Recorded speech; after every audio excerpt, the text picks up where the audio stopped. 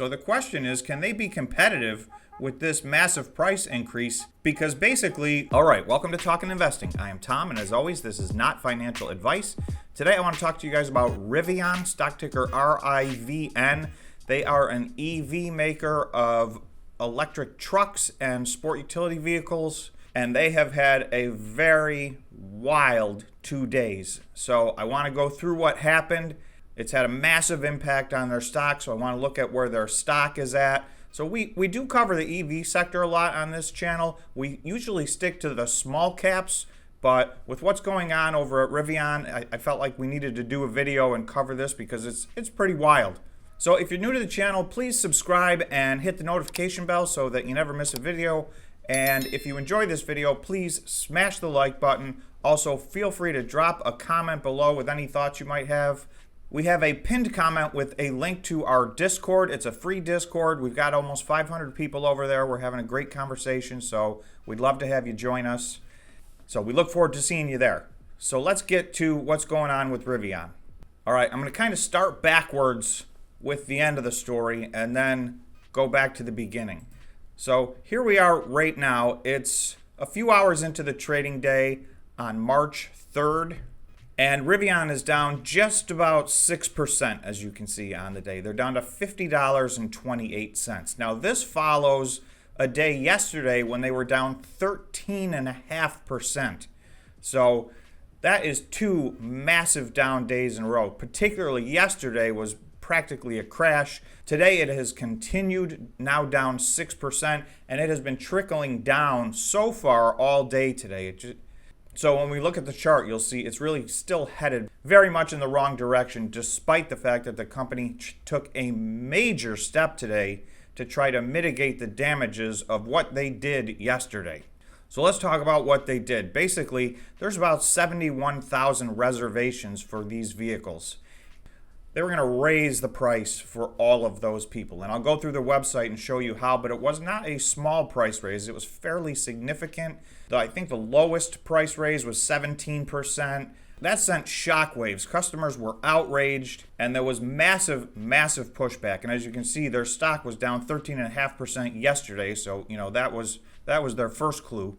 For a lot of people, this was adding $20,000 potentially to the price of what they thought they were buying, and they received a lot of cancellations. So this is March 3rd at 9:38 a.m. Eastern Standard Time. That's 8 minutes after the market opened today. A letter from Rivian CEO. RJ addresses the price updates and returns existing pre-order holds back to their original prices. So that's the summary of this. Since originally setting our pricing structure, and most especially in recent months, a lot has changed. The cost of components and materials that go into building our vehicles have risen considerably. And with this, we have seen average new vehicle prices across the U.S. rise more than 30% since 2018. So he's kind of setting the framework for why they did what they did. Honestly, I don't think anybody cares. And the price of stuff has gone up. We all know there's supply chain issues. But I think the bigger issue was they were not making money on these vehicles to begin with. And the closer they got to delivery, the better they understood this. And we don't know what their margins are yet. They haven't reported earnings for the fourth quarter. They're going to do that shortly, and they really just started selling these. So we're going to find out a bunch of information in the next earnings release. But my guess is they're not making any money on these cars at the current price, and they might be losing money, we might find out. So I don't know that. That's speculation. In any event, he gives a little preamble here talking about the standard things, supply chain, etc., prices going up. As we work to update pricing to reflect these cost increases, we wrongly decided to make these changes apply to all future deliveries, including pre-existing configured pre-orders. We failed to appreciate how you viewed your configuration as a price locked, and we wrongly assumed the announced dual motor and standard battery pack, we'll look at that later, would provide configurations that would deliver price points similar to your original configuration. While this was the logic, it was wrong, and we broke your trust in Rivian. So, he's still trying to cling to the fact that they had some line of reasoning and some logic, but at least I will give them credit. At the end of this, he says it was wrong and we broke your trust. And that really, I think that he probably should have worded this a little bit more towards that being the message, because all of this justification stuff, it's a little fuzzy. Let's just leave it at that. He then goes on to say, we also didn't manage communications well. We didn't give you enough insight into what was driving these decisions. The most important aspect of what we are building is our relationship with all of you. So he then goes on, but there's a highlighted part right here, and this is the bottom line. So with all of that said, what they're doing here, for anyone with a Rivian pre-order as of March 1st, so that's the date that they changed their prices, your original configured price will be honored. If you canceled your pre-order on March 1st and would like to reinstate it, we will restore your original configuration, pricing, and delivery timing. Our team will be sending an email in the next few days with more details. So you can see this is a massive reversal. They raised the price on these 71,000 orders. Upon further review, I think they realized that was a mistake. They're sticking to their price increase. They're just saying, hey, the 71,000 people that already bought one of these things, we're not going to raise the price on you. Regarding our updated price for future pre-orders, the introduction of our dual motor configuration and standard battery pack has been designed to enable us to maintain lower starting price points while adjusting the price for the quad motor and larger battery packs to reflect rising costs. They dialed back their standard specifications on both the motor and the battery, and obviously that's the two main portions of the vehicle. And they raised the price on some other things like paint and that kind of stuff, but these are the two biggies. And they further gave everybody an option. If you want the standard, oh, by the way, that's not even available in 2023. You have to wait until 2024. If you want to buy one of these cars for the price they were last week, they have downgraded the engine and they have downgraded the battery, essentially. And I'm paraphrasing that a little. There's some nuance there that they get into on their website to try to justify that it's not necessarily a downgrade. This is the R1T. So this is their truck. So the Explorer starting at $67,500.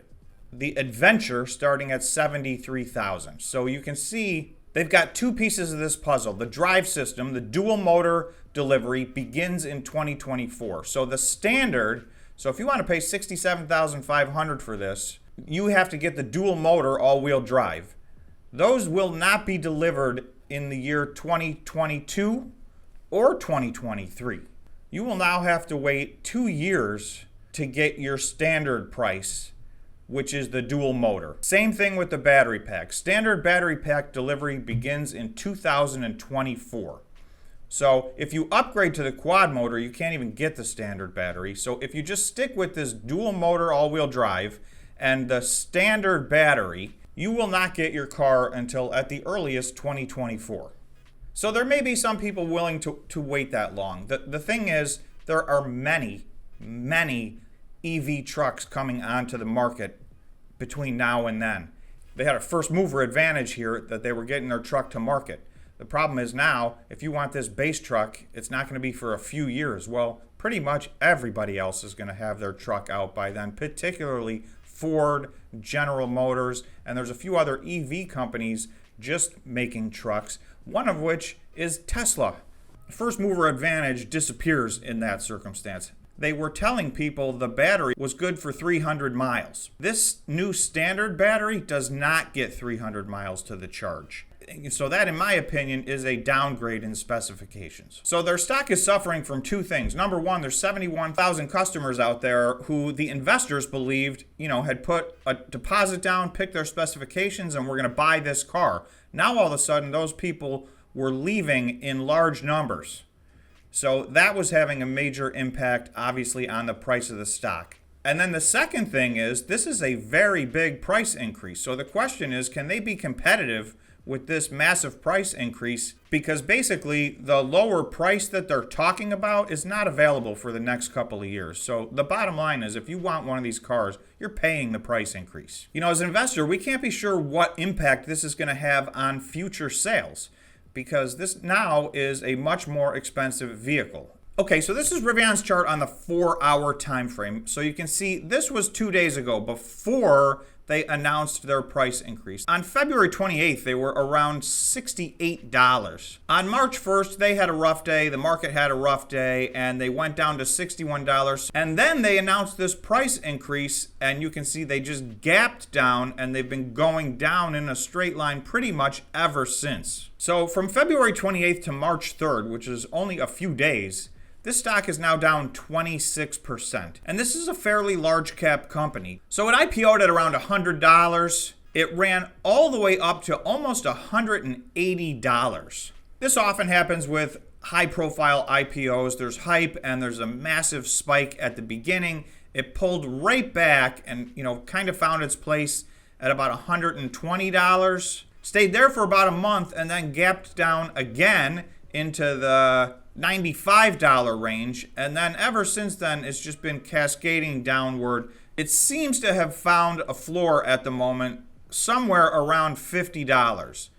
So it's touched that a few times, including right now. Basically, it's been bouncing between $50 and $70. However, this pushed it all the way back down to the bottom, and now we need to see today, does it cascade below their line of support?